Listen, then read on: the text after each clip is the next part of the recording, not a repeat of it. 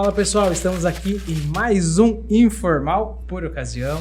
No nosso quarto episódio, estamos recebendo essas figuras aqui do jornalismo da TV e vamos falar um pouquinho sobre os bastidores das produções jornalísticas.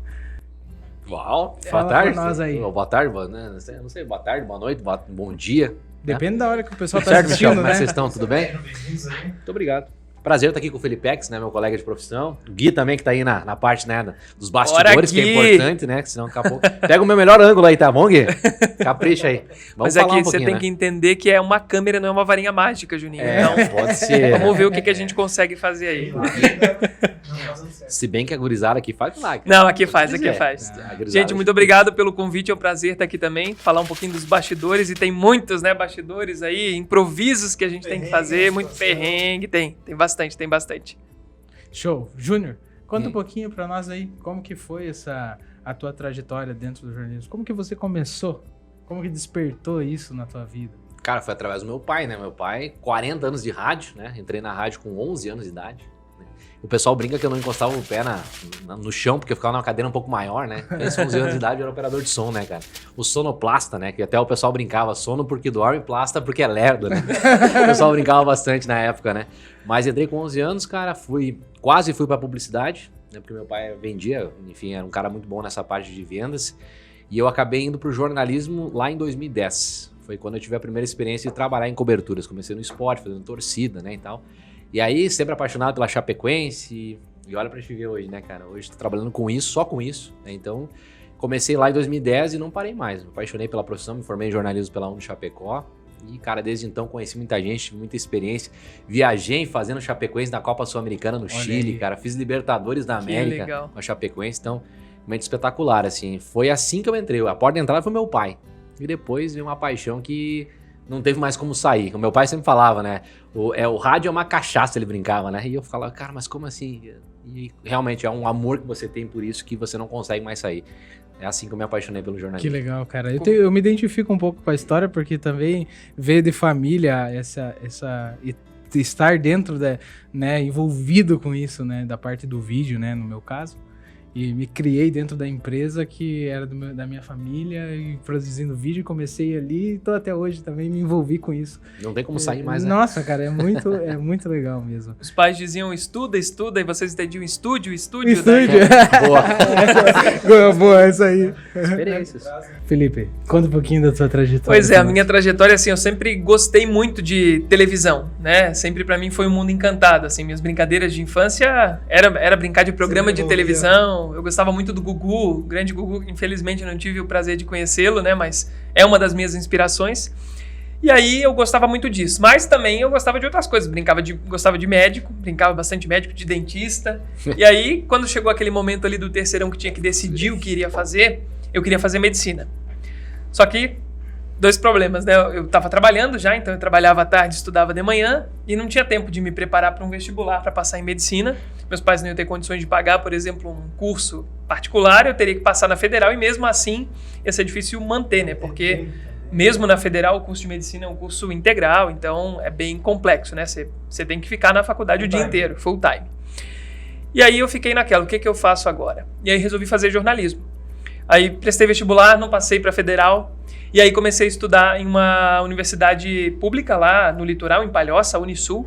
Uma universidade particular, na verdade, uma comunitária como a Uni Chapecó aqui, né? E aí me formei sempre com o artigo 170, né? Com bolsa, né? 50%, às vezes 70%, às vezes 30%, dependia do semestre, né? Todo semestre tinha que fazer as documentações para conseguir continuar estudando. E assim, na verdade, o que eu queria estudar mesmo era rádio e TV, que é um curso que tem na Casper Libero em São Paulo, só tem lá. E é um curso voltado somente para rádio e TV. Só que como não tinha aqui, eu fui para o jornalismo, né? Que aí é voltado uma coisa bem mais ampla, né? E gostei do curso. Durante o curso já comecei a fazer estágios, trabalhei com rádio, em todas as áreas do jornalismo, né? Rádio, TV, assessoria de imprensa, portal de notícias. Mas a TV sempre foi o que mais me encantou, né? E aí tive várias experiências. Passei por produtora de vídeo, tive experiência também de TV fechada, na TV Justiça, trabalhei um tempo também. E aí acabei entrando no jornalismo mesmo, factual, do dia a dia, assim, na RIC, hoje NDTV. Trabalhei 3 anos em Joinville, num programa policial, que era o Tribuna do Povo, bem focado assim, em polícia, né? caso de polícia, homicídio, tráfico de drogas, né? Era só isso aí que a gente fazia. Só coisa boa. Só coisa boa. Só, E né? aí que tá, né? Uma coisa que... Por que dá audiência, né? Porque as pessoas gostam de assistir, né? Aí perguntar, mas por que vocês mostram isso? Porque vocês assistem. Se vocês não assistissem, a gente não tava mostrando, né? E aí, eu fiquei 3 anos lá e depois tive a chance de vir pra Chapecó. E aqui em Chapecó, minha carreira evoluiu bastante, assim. Tive a possibilidade, por conta dos nossos chefes aqui também, Angela Kramer, o Cristiano, de poder apresentar um programa que sempre foi meu sonho. Então hoje eu substituo o Prado, né, o Eduardo Prado, que é o apresentador do Balanço Geral aqui. Tive a oportunidade de apresentar outros programas também na Record News. E hoje eu vivo um sonho, assim, um sonho de infância, né, que era brincadeira lá e que hoje eu tô realizando profissionalmente, né? Olha aí. E o Felipex, ele é engraçado que ele é realmente apaixonado por televisão, né? Essa é uma parte muito legal. Hoje eu vivo, por exemplo, a televisão, uma experiência muito legal, muito fantástica, né? Mágico, como diz o Felipe, porque a comunicação, ela é mágica como um todo, né? Não importa a área que você está, ela é mágica. Agora, o Felipe sempre foi o sonho de infância dele, né? Exatamente. O meu não, é uma experiência legal, sempre tive infância de... Né, o meu sonho de infância sempre foi rádio. E aí eu realizei muito cedo, né, e tal. Não que a vida terminou, zerou ali, né? Mas é engraçado isso, como tudo que a gente sonha, um dia a gente pode realizar. E a gente tem que correr pra isso, né? Pra realizar esse sonho, né? Olha aí, cara. Exatamente. Ah, que legal. E não desistir, né? Porque tudo na minha vida mostrava que seria difícil eu conseguir.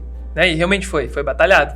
Mas você pode conquistar aquilo que você sonha se você determinar aquilo ali e você seguir, né? Você não pode desistir daquilo, tá difícil, eu vou parar. Né? Você tem que continuar. Às vezes é difícil, mas... Mas e aí, médico ou jornalista? Não, jornalista com certeza. Médico hoje só Grey's Anatomy. Tá bom já isso pra mim. Isso não te dá o diploma, né? Pelo amor de Deus. Não, tem uns aí que estão achando que não, tem uma galera que é maluca, hein? Muito legal. Então, tem alguma história aí pra contar pra nós, então? Várias histórias, assim. Uma das histórias que eu ia contar pra vocês agora aqui, aí disseram, não, segura, não conta essa daí. Foi o seguinte, lá em Joinville, quando eu fui, né, pra lá, a proposta era pra ser repórter policial. Aí perguntaram, você tem experiência com reportagem policial? Não tenho experiência. Eu trabalhava na época em uma produtora de vídeo que fazia um programa pra TV Justiça. Então, a gente cobria, basicamente, o que acontecia no Tribunal de Justiça aqui em Santa Catarina. Então, a gente acompanhava desembargador, reunião nos fóruns, projetos que o Tribunal de Justiça estava realizando. Basicamente era isso, né? Inauguração de fórum, reforma e tal. E aí eu fui para uma área totalmente diferente, né? Que era o jornalismo diário e policial. E aí eu disse, olha, eu não tenho experiência, mas se vocês me derem oportunidade, eu gostaria muito. Aí fui para lá, fiz um piloto. No dia do meu piloto, que eu fui lá para gravar, tava chovendo pra caramba. Tudo ajudando. Eu morava em Florianópolis e o trabalho era em Joinville. Então também tava saindo da casa dos meus pais para fazer isso, né? E aí eu fui nesse dia do teste lá com a minha moto, tinha moto, chovendo de capa. Tudo conspirando. Tudo conspirando a favor. Levei, sorrindo, levei uma roupa reserva na caixinha da moto dentro de um saco de lixo, porque poderia molhar, né? E realmente eu me molhei inteiro. Não, molhou, né? Aí cheguei lá e disse, agora como é que eu vou fazer, né, cara? Não dá pra eu entrar lá na TV pra me trocar lá dentro, né? Vou ter que me trocar aqui. Parei num ponto de ônibus, desci, tirei as coisas de dentro da moto, me troquei, estacionei a moto e fui lá fazer o teste. Aí gravei, ficaram de me dar resposta, aí disseram que sim, que estava aprovado que era pra eu ir. E aí eu fui, né? Saí da casa da minha mãe, fui morar em Joinville, do nada, assim. E quando eu cheguei lá, a primeira matéria que a gente foi fazer foi um homicídio. Puxa. E aí, o cinegrafista que estava comigo, na época, o Bolacha, falou assim, viu? Tu já viu um corpo? Eu, não, nunca vi. Nesse estado aí, não.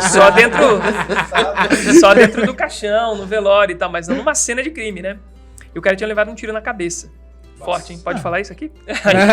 Pode. Agora já cortou. Agora já foi, pode já. tudo. E aí, chegamos lá na ocorrência, ele foi falar para os policiais, viu? Já conhecia os policiais, né, de outras ocorrências, disse, viu, menino aí, ó, nunca vi um corpo. Os policiais, vai ver agora, então, pode vir aqui. Vem cá. Tava isolado com a fita, né, e eles, não, pode passar aqui, pode passar, vamos ali. Entrei na casa do cara, a princípio era um suspeito de tráfico de drogas, e tinha levado um tiro na cabeça, né. Entrei na sala, ele tinha levado um tiro assim na frente, na testa, tava com o olho meio aberto ainda assim, e uma sangueira em volta, né. Explodiu. Eu olhei aquilo assim, ele viu que eu fiquei assustado, né? Beleza, entrevistei os policiais, fizemos a matéria e fomos embora. E eu assustado no carro, né? Sentado assim, ele dirigindo, dele, viu, Felipe?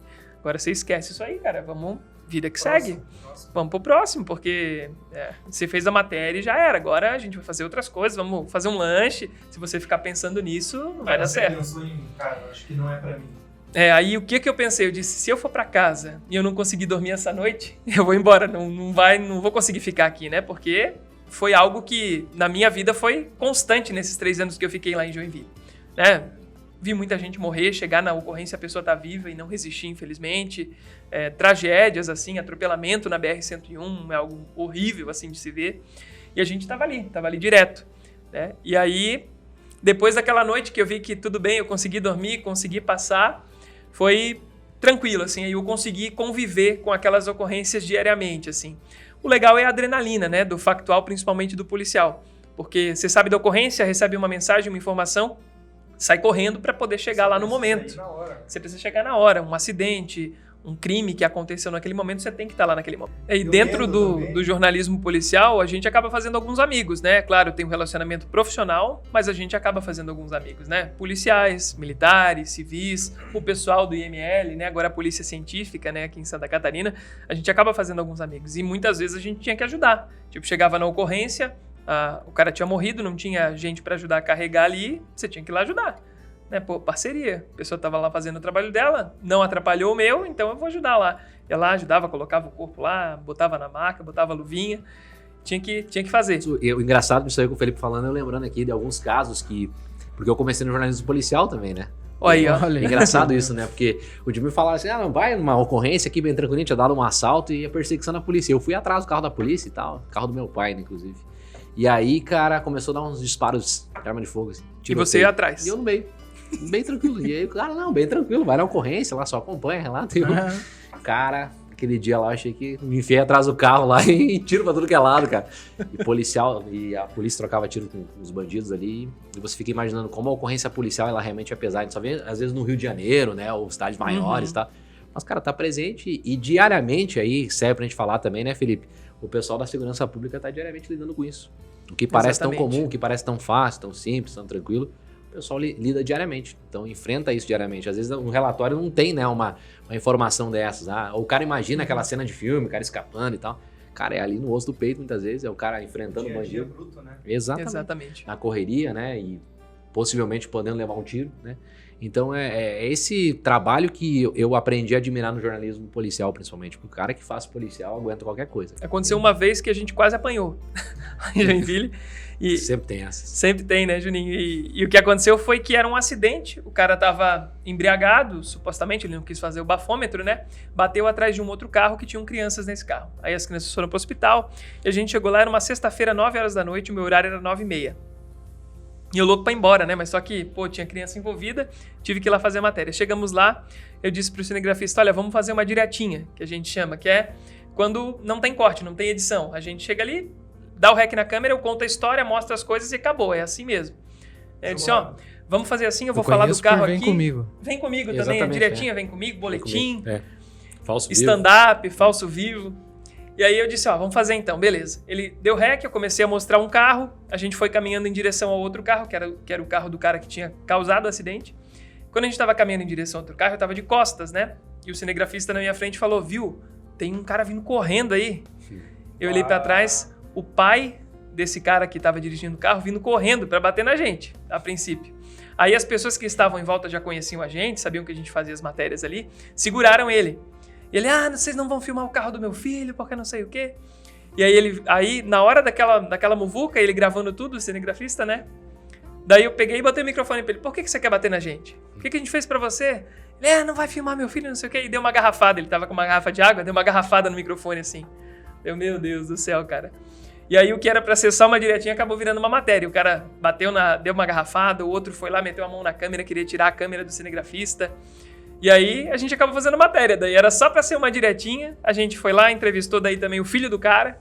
Daí entrevistamos ele, botamos ele no ar ali, ele ameaçando a gente, batendo na gente. Entrevistamos a polícia e virou uma reportagem. Deu audiência. Então, assim, a questão da educação também, né? Se ele tivesse vindo tranquilamente dizer, poxa, dá pra te não mostrar o carro do meu filho? Talvez a gente não tivesse mostrado. Né? Mas aí a pessoa às vezes já vem na ignorância, né? Já passou por isso, Juninho? Não, já passei por situações assim do cara, aconteceu alguma situação numa empresa, na casa de alguém, o cara chegar pra falar pra você, eu não quero que mostre. E aí você tá, por exemplo, na rua, E eu já cheguei a responder isso. Falei, cara, Você tá em via pública. eu tô em via pública aqui. Se eu tivesse dentro da sua casa ou no seu terreno, você podia até, mas agora eu tô fora. Então já aconteceram situações como essa. Agora o Felipe falando aqui, eu lembrando assim, o quanto de responsabilidade a gente tem, né? Porque, por exemplo, às vezes as pessoas falam, eu, por exemplo, no caso dos jogos da Chapecoense, cara, por que tu não comenta tal coisa? Por que tu não sei o quê? Por que tu não fala tal coisa? Só que no outro dia você vai estar na frente do cara. Que foi comentado, que foi falado. Por exemplo, hoje de manhã eu tava com o Gilson Klein, o técnico da Chapecoense, né? Então você fica assim, as críticas, né? Porque às vezes você não falou tal coisa, por que você não pergunta tal coisa? E o Felipe falou muito bem no sentido de você tem que ter educação até com a pessoa, porque você vai estar no outro dia na frente dela. Você vai ter uma responsabilidade com o público que tá te assistindo, que tá te vendo, que tá te ouvindo, mas você também tem uma responsabilidade com a pessoa que você entrevistou, que você convive diariamente, né?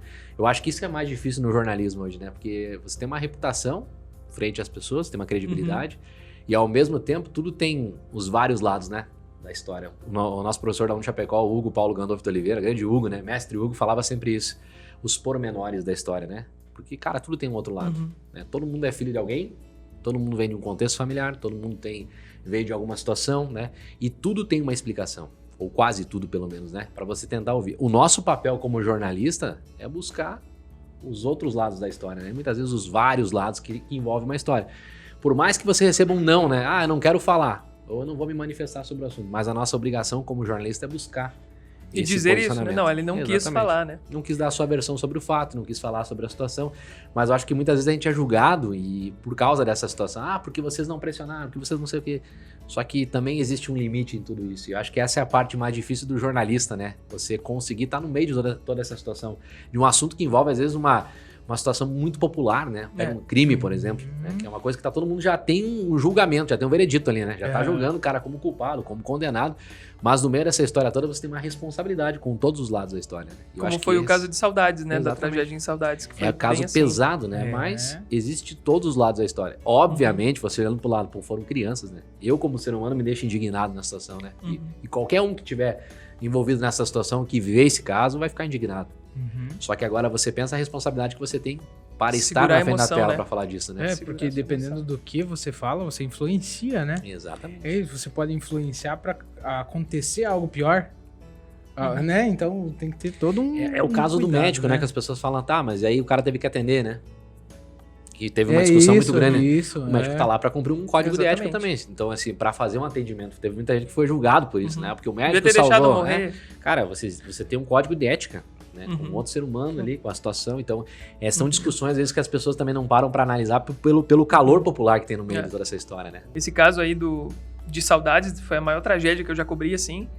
E foi do nada, né? É pesado, né? É muito pesado, porque a gente tava na redação e aí do nada começou a vir algumas mensagens no WhatsApp. Parece que tem um ataque, parece que alguma criança morreu numa creche. Primeiro veio essa informação, uma criança morreu numa creche. Mas o que aconteceu? Parece que uma criança morreu numa creche. Foi em Saudades. E a gente começou a ligar.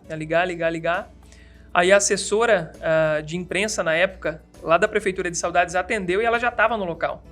Ela, sim, alguém entrou aqui, matou professores, matou criança, ela chorando. E a gente, realmente está acontecendo alguma coisa, né? Vamos para lá. Para tudo, a gente estava assim, planejado o jornal, já era quase 11 horas, né? Já era quase 11 horas, estava tudo planejado no jornal já. E aí, para tudo e vamos para lá. Aí, a operação é lá, né? Concentra. Foi eu, o Roberto Bortolanzo, Ninja, né? O Lucas conhece, Popular Ninja. E o William Ricardo, que na época era do ND+, ele foi junto também. Foi essencial também lá no dia. E a gente foi trocando informações com o pessoal que ficou na redação para entender o que estava acontecendo. Ligando para as pessoas que a gente tinha contato. E quando chegamos lá, as crianças já tinham sido socorridas. O Fabiano Kippermay, que foi o autor do crime, já tinha sido levado também. E a gente chegou lá, estavam os familiares ainda descobrindo o que estava acontecendo, porque não sabiam. Novidade para eles também. E aí, quando a gente chegou lá, assim, aí é aquela questão de ver, poxa, realmente aconteceu uma tragédia aqui, né? Foram 5 pessoas que morreram, outras 2 crianças ficaram feridas, e fora as outras pessoas que estavam ali traumatizadas, né? Por conta de tudo que tinha ocorrido. E aí a gente começou a entrevistar delegado, a entrevistar familiares, aí o William ia trazendo as pessoas e tal, e a gente ia entrevistando. Naquele dia, por acaso, eu tinha ido de terno mesmo, completo, assim, às vezes eu não vou só com um blazer, ou então só com uma camisa, era um dia de calor ainda. Eu tinha de terno completo e daí a gente entrou para todos os jornais da Record, nacional, internacional, vivos que a gente fez lá acabaram indo para todo o Brasil, porque todo mundo queria noticiar aquilo, mas não tinha como a gente atender, só tinha nós lá. Então, um dos vivos que eu fiz para o Balanço Geral aqui local, eles me disseram assim no ponto, né, que é o fone que a gente fica usando. Felipe, não fala o nome do apresentador, que é o Eduardo Prado aqui, porque esse teu vivo a gente vai mandar para outras praças também. Só que eu pensei, outras praças, né? Florianópolis, né? Joinville. Mas não, mandaram pro Brasil inteiro. No Gotino, lá pros balanços gerais lá do Norte, Nordeste. Todos usaram aquele vivo. Foram 10 minutos que eu fiquei no ar, entrevistando várias pessoas, contando a história, dizendo o que tinha acontecido. Conversamos com pessoas que entraram na creche, inclusive um dos mecânicos que mora do lado da creche. Ele é um mecânico de motocicletas. Ele ouviu os gritos de socorro, entrou lá. E quando ele entrou na sala, o Fabiano Kippermay estava na sala. Só que ele estava no canto da sala, sem a arma na mão, a princípio, pelo que ele viu. E ele pensou que ele trabalhava ali, ou que ele tinha entrado para ajudar também. E ele pegou uma criança, saiu correndo para levar a criança para o hospital. E quando ele voltou do hospital que ele tinha levado essa criança, aí ele viu o Fabiano preso. Esse cara que fez? Foi esse cara que fez. E quando ele tinha entrado na sala, o cara estava lá. O Fabiano Kippermay estava lá e ele não sabia que era ele, né? Como é que faz pra você deixar o sentimento de lado numa situação dessa? Aí que tá, né, assim, naquele momento ali, a adrenalina que tava falando mais alto, né? Eu não tinha tempo de pensar, parar pra entender o que tinha acontecido, né? Porque tinha gente no meu ouvido me falando que eu tinha que fazer, agora tem que entrar, posiciona, entrevista o fulano, entrevista o ciclano. Depois que tudo tinha terminado, a gente voltou pra casa, né? Já era quase meia-noite, isso, ó, eu cheguei pra trabalhar às 6 da manhã na TV e voltamos pra casa meia-noite, né? Coisas do jornalismo, a gente nunca sabe como que vai terminar o nosso dia, né? E aí, no outro dia, é que daí a ficha caiu, que daí a gente foi cobrir o velório das crianças, né? E aí foi muito triste, assim, uma hora eu olhei pro lado, tava todo mundo chorando, assim, eu, o cinegrafista, o William, não teve como segurar, assim, 9 crianças, muito triste, né? mesmo. É muito pesado, né? Muito pesado. Eu tive uma situação muito parecida, né, com a questão da tragédia de Chapecoense, né, cara? Chega a me arrepiar aqui agora, porque todos nós, cara, né? a gente viveu um momento muito triste com isso, né? Porque foi o primeiro momento em que eu saí do microfone e fui chorar, cara. De fato, eu não tinha voz pra falar. A gente tava ao vivo na rádio, eu pedi desculpa pro pessoal e quando começaram a ler a lista de nomes, por exemplo, você começa, poxa, aí começa a ver, cara, eu trabalhei com tal pessoa, meu colega de trabalho, convivia diariamente. Conheço, né? Todo mundo conhecido, cara, tu vivia assim diariamente com essas pessoas, aí tu começa, meu Deus, cara, eu vivo mais com esses caras do que família. Aqui, né? Exato. Eu perdi 2 amigos, né? Entendeu? Amigos, né? Que você janta junto, que você conversa. Cara, qual a probabilidade disso acontecer? Exatamente. E aí acho que é o lado que você vê, poxa, eu sou humano também, né? Porque aí entra muito essa coisa, tá, você tem que ir lá fazer a cobertura, né? Mas ao mesmo tempo, cara, como é que você deixa de lado uma coisa que você, são amigos, né? Dentro das suas devidas proporções, né? Quando a gente vai, por exemplo, gravar um vídeo, que fica atrás da câmera, vai produzir um material, aconteceu uma situação, você tá num dia ruim, né? Eu não tô bem hoje, mas tá marcado aquela produção com alguém depende de você, depende disso. Tem que... vamos lá, né? Aí tu vai lá fazer, o que acontece? Tem um cara que eu sigo, que eu gosto do conteúdo que ele fala sobre isso, e ele fala sempre assim, cara, você tem que estudar muito sobre o que você tá fazendo, para que quando aconteça algo desse tipo, desse jeito, que você no automático, você faça bem feito o que você tá fazendo. Porque, cara, você não precisa ter sentimento para você fazer algo bem feito. Você precisa ter conhecimento e você precisa praticar isso. É a mesma coisa que você falar de alguém que treina algum tipo de arte marcial. Cara, você vai lá e dá um tapa no ombro da pessoa, a pessoa te derruba, te joga no chão. Pô, é automático. Ela tá treinada para isso. Então, na maioria dos casos, dos dias, né? Eu vejo que todo mundo passa por alguma situação, um dia não quer trabalhar, mas precisa ir, sabe? A mesma coisa, eu vou gravar um acidente, não é confortável para mim, mas eu vou fazer, né? A reportagem. Por quê? Porque, cara, você estudou para isso, você tá fazendo o que você gosta de fazer, e você vai informar as pessoas, você vai gravar o vídeo por que você fez bem feito isso? Por que você, né, do futebol, você fala assim, por que você não faz esse comentário e tal? Cara, porque eu não posso, sabe, né? Eu quero fazer isso, eu até quero falar, mas não posso. né? Então, É que existe um lado profissional, né? E existe a questão lado humano, né? De toda essa história. Mas uma coisa que é importante sempre destacar, e eu sempre converso com o Felipe, com o pessoal lá, que nós temos que entender que a empresa que você trabalha é uma empresa. É comunicação, mas é uma empresa.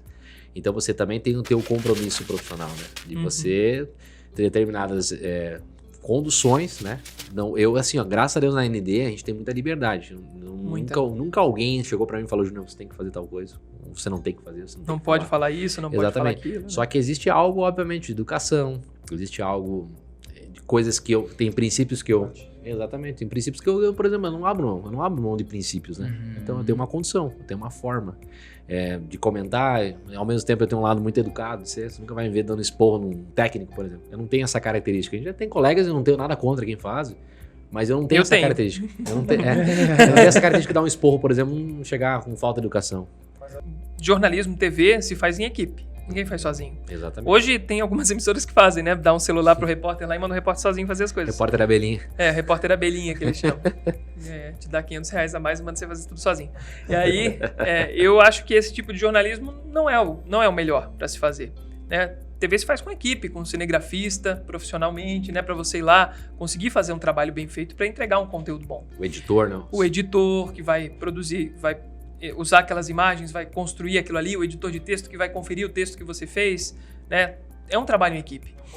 E você tem que trabalhar em equipe, né? Hoje, por exemplo, com os cinegrafistas que eu trabalhei, hoje eu trabalho muito mais com o Ninja, né? Eu acabo trabalhando mais com o Roberto, porque ele também trabalha de manhã, então a gente está sempre junto. Hoje, só de olhar, a gente já sabe o que a gente vai fazer. Se a gente chega numa ocorrência, o que tem que filmar, eu não preciso estar falando para ele e ele não precisa estar falando para mim. Mas a gente troca informação, a gente consegue trabalhar em equipe, já tem uma sintonia, né? E precisa ser conversado. O que não dá é para você ser grosso com um colega, né? Chamar atenção na frente dos outros, né? Se eu não gostei de alguma coisa que ele fez, eu vou falar para ele, né? Da mesma forma que ele vai falar para mim depois, olha, eu não gostei disso aqui que você fez, você deveria ter feito de outro jeito. Mas na frente dos entrevistados, no meio das pessoas, eu já vi alguns colegas fazerem isso, de xingar. Ah, não tá fazendo certo, não é assim, não quero desse jeito, eu quero assado. Ou, por exemplo, não ajudar também, né? Por exemplo, na Tragédia de Saudade, estava eu, o Roberto e o William. O William estava me ajudando na produção, trazendo os entrevistados, e estava também fazendo fotos para produzir conteúdo para o ND+, que é o portal. E eu estava com o Roberto. E a gente teve que se locomover muitas vezes. Vai de um lado para o outro. O tripé que a gente estava usando é um Manfrotto. Vocês sabem o peso do tripé Manfrotto. E aí eu ajudei ele o tempo inteiro. Ah, vamos sair daqui, vamos pra lá, tirava a câmera do tripé, ou levava a câmera, ou levava o tripé. É um trabalho em equipe. Mas eu já vi vários colegas em ocorrências assim, que não leva nem o microfone. Terminou, larga o microfone e deixa o cinegrafista levar Eu acho sozinho. que isso é muito de... a pessoa que preza, assim, pela qualidade do material, que tem bom senso. Exato. Né? Então, parceria. parceria. A gente vive numa área que tem muito ego, né? Isso. O jornalismo ele tem muito ego. Estrela, né? Isso é preciso Não, ser dito. agora Porque agora eu não levo... Cadê minhas toalhas brancas? É isso aí. Eu não Vamos preciso- falar de polêmica agora. eu, Polêmica. eu não preciso levar o tripé, porque eu sou o repórter. O meu eu instrumento vou de levar trabalho é o o tripé, microfone. Eu não vou levar tripé. Não, imagina, alguém vai ver. Pô, tem que ficar no sol. Eu não vou ficar no sol. Eu já vi colegas assim. Ai, no sol eu não quero. A nossa área tem muito ego. E eu Tem acho que pisar na lama. Hoje de manhã, eu É. tava fazendo matéria de leite, de produção de bovinocultura de Olha aí. leite, e cheguei na redação com os pés tudo cagado de merda de vaca. Fazer o quê, gente? É assim.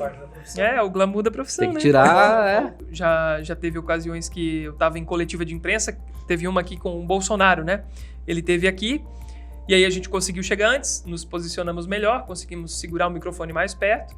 Tinha uma outra colega que tava toda torta, assim, segurando o microfone toda torta.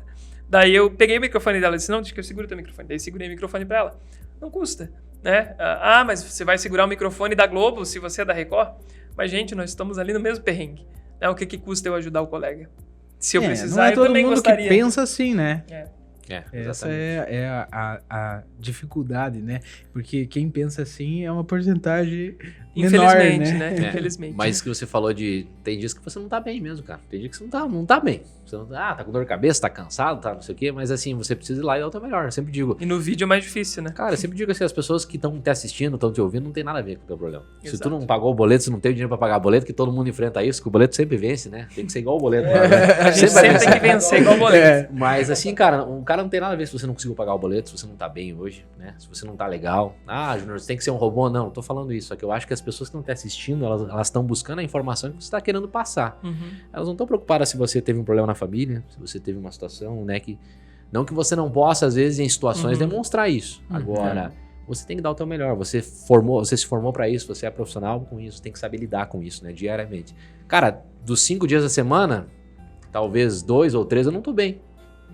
Mas tá lá. E tô lá, exatamente. Agora, não posso deixar de fazer minha profissão porque eu não tô bem hoje. Porque eu tô com dor de cabeça, porque eu tô chateado. Até porque eu acho que nós aqui, pelo menos falando de nós, a gente tá fazendo o que a gente ama, né? Que Isso é o mais importante na vida de qualquer pessoa, né? A gente buscou chegar onde a gente chegou hoje. Então a gente precisa valorizar isso. A gente precisa entregar da melhor forma que a gente pode. Respeita a minha história.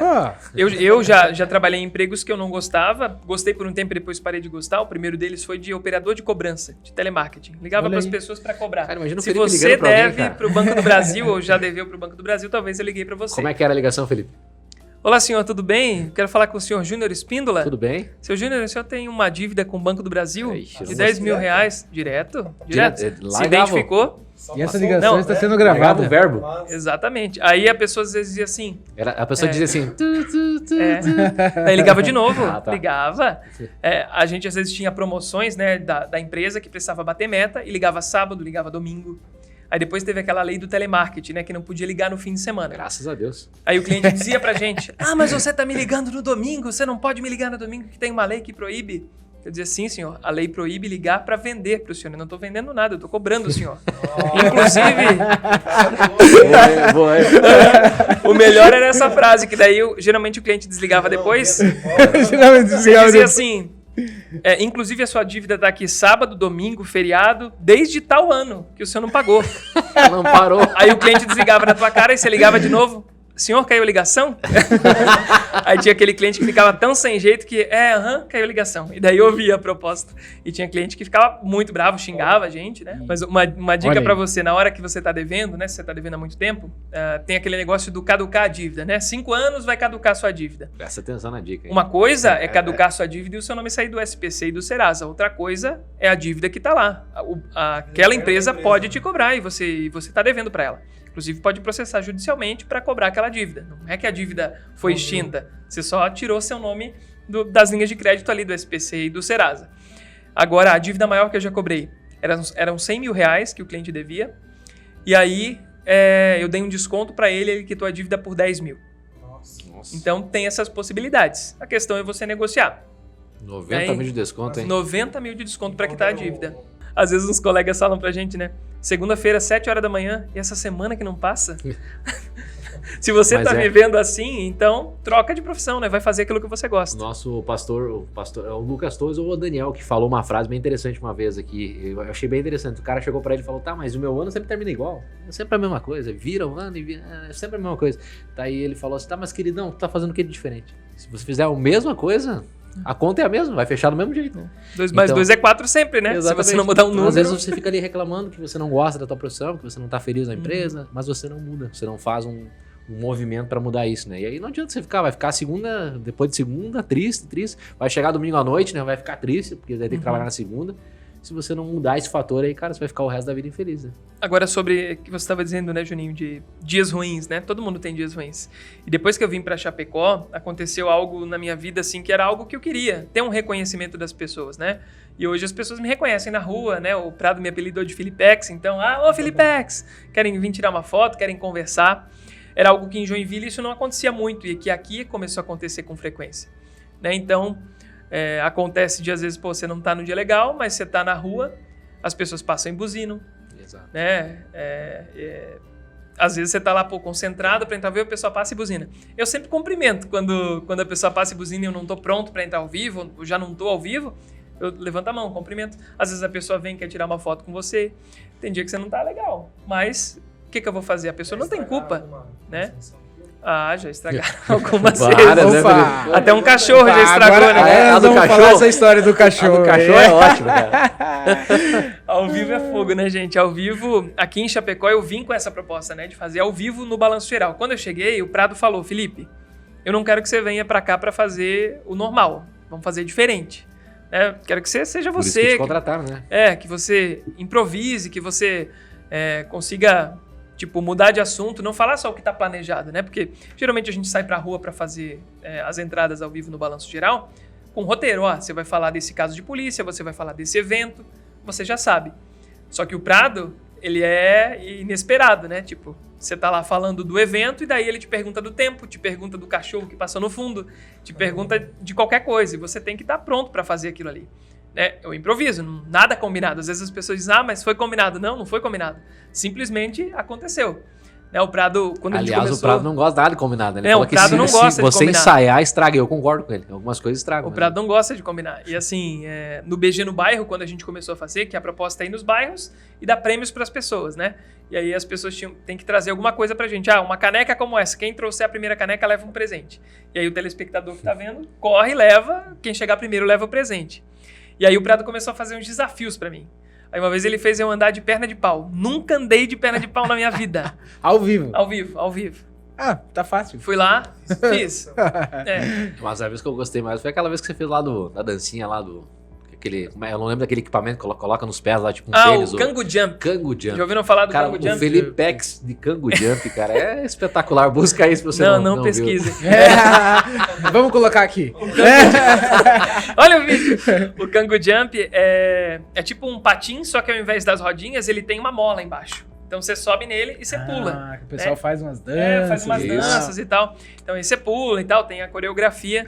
Vai alto, né? Vai alto, cara, vai alto. E você tem que equilibrar bem, né? E se você torce o pé com aquilo ali, vai quebrar a tua perna. Isso é certeza.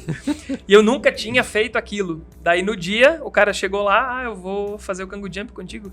Vai fazer comigo? Eu vou fazer contigo. Eu coloquei aquilo, me equilibrei assim, vi que dá pra fazer. E aí a gente fez, e o pior é que tinha uma música programada pra fazer. Só que tinha um senhor que tava passando com uma bicicleta com uma caixa de som. Sabe o carro de som? Ele era uma bike de som. E aí o senhor parou lá, e daí ficou vendo e tal. Sensacional, cara, isso. E aí a gente fez o seguinte, mandou ele colocar uma música ali pra dançar na hora a música que ele colocasse. Aí o professor lá do Kangoo Jump fez, o Dayan, né? Dayan, isso. Ele foi lá, fez a coreografia na hora, eu fui fazendo com ele e tal. Deu certo, assim, foi legal. Mas são coisas do improviso, né? Aí acontece também como essa do cachorro, né? Nossa, que a gente tava ao vivo, tava com os presentes, assim, colocados no chão, numa grama, assim. E junto, né? Agora eu vou entregar a Vanessa. A Vanessa trabalha no comercial com a gente. E ela é cachorreira, adora cachorro. Quando chegou lá, tinha vários cachorros. E ela começou a chamar os cachorros, passar a mão nos cachorros. E os cachorros todos ali em volta, né? E aí tinha uns 3 cachorros ali. E aí a gente ao vivo, falando. Daqui a pouco eu olhei pra trás, o cachorro tava com a perninha levantada pra fazer xixi na almofada, que era o presente pra gente dar pro telespectador. Quando eu olhei assim, sai daí, cachorro! Ao vivo, né? Ao vivo. Sai daí, cachorro! Daí o cachorro correu, não fez o xixi. Peraí. Sai. Mais ou menos assim. E aí meu Deus, Prado, quase que o cachorro fez xixi aqui. Daí o Prado no estúdio mijando de rir, né? E eu lá naquela situação, eu vou tirar isso daqui agora, vou ficar cuidando aqui do puff pro cachorro não fazer xixi. Mas são coisas que acontecem, né? Essa na aí hora ali do ao vivo. Cara, essa viralizou. essa aí foi pro 1000 Grau, foi Teve pra uma todo também lugar. Foi muito bom, cara. que a gente apelidou carinhosamente de velho da chapa, você lembra, gente? Nossa, essa aí, cara, essa é terrível, cara. Gente, a gente tava nesse mesmo projeto, né? BG no Bairro. Foi um dos primeiros, né? Foi um dos primeiros, esse A aí. gente tava aprendendo a fazer o negócio, assim, né? Tava lá e recebia as pessoas e muita gente queria participar. Daí queria lá, eu quero cantar, eu quero recitar uma poesia, chegava com um violão e tinha que colocar todo mundo no ar. E aí chegou um senhor e o senhor tava ali no meu ouvido uns 10 minutos, assim, eu quero recitar uma poesia, Ai. Eu, calma um pouquinho, calma. Não, eu quero recitar uma poesia. Ai. Quando que tu vai deixar eu recitar a poesia? Eu, tá bom. Daí eu disse, tem um senhor aqui que vai recitar uma poesia, daí pedi pra ele recitar pra mim antes, né, pra me precaver que realmente ele poderia falar aquilo ao vivo, né, meio-dia, né, gente? Aquele pré-teste. Aí ele, beleza, poesia legal, uma poesia gaúcha e tal, ia declamar um verso lá. Aí eu disse, bem, Prado, eu tô aqui com o fulano que vai declamar uma poesia. Enquanto eu tava olhando pra câmera, e foi a minha sorte pra eu não ter visto, porque senão eu ia mijar de rir também ao vivo, ele pegou, tirou a dentadura, assim, botou no bolso. Que detalhe, o Felipe falando na frente, ele no Sim, fundo apareceu. ele assim, atrás de mim, assim, né? Tô aqui com o fulano, ele vai declamar uma poesia, ele tirou a dentadura, guardou no bolso. Vou tirar o boné. Quando eu virei, eu vi ele com a mão dentro do bolso já, então eu não sabia o que era que ele tava colocando, né? E daí ele declamou a poesia. Terminou de declamar, eu tirei o microfone, voltei pra câmera, ele tirou a dentadura e botou de novo. Tudo ao vivo. Ao vivo. Daí, eu não vi nada e o pessoal mijando de rir, né? Cara. Eles, tu viu o que ele fez? O que ele fez? Ele tirou a dentadura ao vivo. Não tirou. Tirou ao vivo. Cara, Não a acredito. cena, cara, pra quem tava assistindo, assim, foi muito engraçado. Sim, foi muito engraçado. Foi muito engraçado. É a sorte do Felipe que ele não viu, porque senão... Se eu cara, tivesse visto, tinha acabou acabado. o Eu vídeo, acabou o vídeo. Aí ia ter não ia conseguir Não, ia ter que continuar. passar pro Prado, o Prado já ia brincar de novo e aí tem que fazer um negócio. Mas foi muito engraçado, cara. Essa aí é uma das mais marcantes, né, cara? Essa é a do cachorro, né? Não, do cachorro. É olha, sensacional, cara. gente. Do cachorro foi para longe essa daí do cachorro. Eu acho que assim, essa coisa do ao vivo é muito legal, né, cara? Porque tem esses momentos, né, não é nada ensaiado, cara. Nada ensaiado. Você tem um momento ali que vai acontecer. Por exemplo, o cara passar com a bicicleta lá e tá com Cara, som. Sim, é. É uma coisa que você vai programar, entendeu? Não tem como planejar, né? E, E o mais tem legal, muita né, sacada, Julinho, é né? você nunca sabe o que é que vai bombar, né? Produzir um viral é muito difícil. É verdade. Ah, eu vou fazer isso daqui porque vai dar audiência. É muito difícil. E é justamente aquilo que você não espera que acaba bombando. E a importância de você sempre fazer o seu trabalho bem feito, independente do que é. Né, por exemplo, teve acho que ainda hoje é um dos vídeos mais acessados no nosso YouTube do Balanço Geral Chapecó, que foi uma ocorrência que aconteceu em Joaçaba, do Homem-Aranha de Joaçaba. O Juninho conhece a história. Só que assim, não tinha foto, não tinha nada, só tinha a história do relatório da Polícia Militar. O que aconteceu? Um menino de 16 anos, ele criou um perfil fake de uma menina no Facebook e começou a conversar com homens que possivelmente seriam pedófilos, dando em cima da menina. Daí ele dizia que essa menina tinha 12 anos e começava a conversar com os caras. Se os caras davam bola, ele marcava um encontro com esses caras, fingindo que era menina. E aí um dia, um desses caras marcou um encontro na Praça Central de Joaçaba, pensando que era menina de 12 anos, então eles provavelmente seriam pedófilo, né? E o guri de 16 foi lá também, vestido de Homem-Aranha. E deu um cacete no cara, desceu a porrada no cara. Cara, Desceu a porrada no real, cara. real oficial isso aí. Aí chamaram a polícia, né? Deu todo aquele rolo, né? O Homem-Aranha tá batendo num cara na praça. A pessoa no rádio da polícia. Reforços. Daí os policiais chegaram, viram aquela cena, perguntaram o que estava acontecendo, aí o menino contou, não, eu marquei encontro com esse cara porque ele é um pedófilo, eu fingi que eu era uma menina de 12 anos e ele marcou pra vir me encontrar aqui na praça. Eu desci o cacete dele. E aí essa era a história, só tinha isso, não tinha mais nada. E aí eu contei essa história e aí começou a viralizar nos 1000 Grau, né? Chapecó 1000 Grau, Floripa 1000 Grau, até no Bahia 1000 Grau saiu. No Um Brasil colega meu inteiro. lá do Nordeste mandou o link pra mim. Explodiu. E bombou. Uma história que eu não dava nada por ela, né? Eu não pensava que isso ia ter um alcance tão grande assim. E teve. Mas eu contei do jeito que eu sempre faço, do meu jeito. Eu acho que isso é o principal, é você fazer do seu jeito, você ser você mesmo, né? Porque em TV tem muitas pessoas que são personagem, né? Que na TV é de um jeito e quando você conhece pessoalmente é de outro jeito totalmente diferente. O engraçado disso aí é porque esses dias eu apresentei lá o Balanço Geral, né? O esporte, né? Com o Badá. E aí eu saí e fui almoçar. E com a mesma roupa, né? E a pessoa parou assim, Você ficou não me troca de olhando. roupa pra apresentar o programa. Ele ficou me olhando assim e falei, cara, tá caminhando. Eu falei, sim, eu acabei de sair, né? Tô aqui almoçando, cara. Mas é engraçado. Não tirou muito isso. figurino? É porque as pessoas têm muito isso, assim, cara, eu tô na TV, eu tenho que estar. Cara, então até que eu evito passar coisa muito na cara, meu cabelo é desse jeito mesmo, a barba é desse jeito. Não, exatamente. mas exatamente isso. Só que tem gente que, cara, tu olha, ela tá com meio quilo de pau na cara. Tá, sabe, existe, claro, você tem que ficar bem na TV, né? Existe Vocês trabalham com vídeo, sabe, né? Brilha, né? Exatamente. Então, às vezes, tá com a testa oleosa, brilhando um monte, tem que passar um pozinho ali pra não brilhar. Né? Só que é engraçado porque, realmente, quanto mais natural, cara, eu acho melhor. Eu tenho isso, né, comigo. É uma característica que eu tenho. Tem gente que gosta, beleza? Respeito, mas assim, o engraçado é muito isso. As pessoas acham que você talvez E eu já vi pessoas muito diferentes assim na rua, né? Será que é o cara da TV mesmo? Será que não? A pessoa já olha, é o cara ali, tá narizudo, né? O cara é desse jeito mesmo, né, cara? Então é muito engraçado isso, porque tu sai na rua, as pessoas te reconhecem mesmo, né? Então, e tem muito isso, assim, às vezes cria-se um personagem, né? Cara, tem que ser natural. Eu vejo quanto mais natural você for, melhor. E o engraçado é a intimidade das pessoas, né? Porque pras pessoas a gente é amigo íntimo, né? A gente tá todo dia na casa delas, mesmo a gente não conhecendo elas. E um dia desse eu tava com a minha esposa na Americanas, ali no centro, na Marechal Bormann, né? E aí eu fui lá ver, foi logo depois do Natal, e aí tinha os panetones em promoção. Deu, vou lá dar uma olhada nesse panetone, chocotone, né? Que jornalista também gosta de promoção, tá? Jornalista gosta de promoção, coisa barata. E comida. Aí eu cheguei lá, tava olhando os chocotones, daí tinha um casal assim do lado, e o pai tava com a criança aqui em cima, né, na cacunda. Aí ele olhou pra mim, o menininho, Felipex. Daí a mãe, ô Felipe, vem e me abraçou. Daí me abraçou, me beijou, aí o cara veio, me cumprimentou e tal. Aí eu saí depois, né? Eles disseram, a gente sempre te assiste, obrigado e tal, manda um abraço. A gente sempre manda abraço lá na hora do abraço, né? Aí quando eu sei minha esposa, quem que é essa mulher aí? Não sei. Não faço ideia quem é. Eu vou contar uma que aconteceu comigo em Joinville. Lá a gente tinha um quadro dentro do Tribuna do Povo, que era o programa policial que eu apresentava, que era o quadro Tribuna Solidária, que era para ajudar pessoas que estavam em situação precária, principalmente com comida, né? Com alimento. E aí a gente fazia matérias frequentes, uma vez na semana rodava uma matéria de pedido de ajuda. A gente dava o telefone, as pessoas entravam em contato e doavam, ajudavam, né? E teve uma vez uma família que eu fui gravar, que a mulher tinha gêmeas, 2 meninas gêmeas e mais um menininho um pouquinho mais velho.